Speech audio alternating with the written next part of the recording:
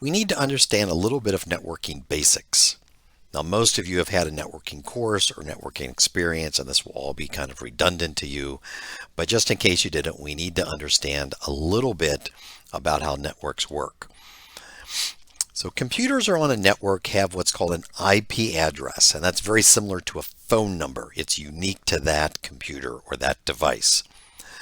Computers also can have a name. That's similar to, consider like the name in your phone's address book. So the name will match to the number. So the name of a computer would also match to its IP address. And you can send information to a computer through its IP address or its name.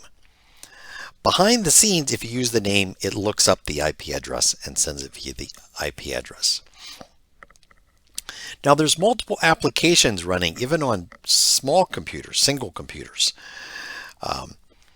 So they may get a network message from another computer, and how does each application on a computer know if that message was meant for them?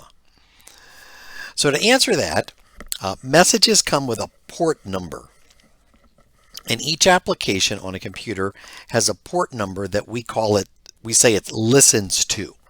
But basically, if a message comes into a computer, each application looks at the port number, and if the port number is the application's port number, it evaluates the message, it reads it. If not, it ignores the message. So here are some examples. If I say 123.456.789.012, that is an IP address, :8080 is the port. So if there's a piece of software on that computer whose port number is 8080, if a message gets sent to that computer with port 8080, the application will listen to it or read it and process it. Now there's also this concept of a loopback. And a loopback is an IP address that points to the computer that it's on, points to basically itself. So if I do a loopback on my computer, it points to my computer. If you do the same thing on your computer, it points to your computer. So here are some examples of loopbacks. So one of them is the IP address 127.0.0.1. The computer name is localhost.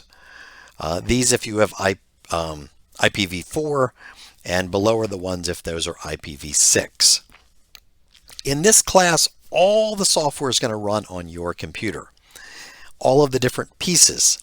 But when you see a loopback, you should realize that, hey, if I was putting this in an enterprise, when I see a loopback on my computer, it's pointing to itself. But in an enterprise, I could change that, and that other piece could run on a separate computer.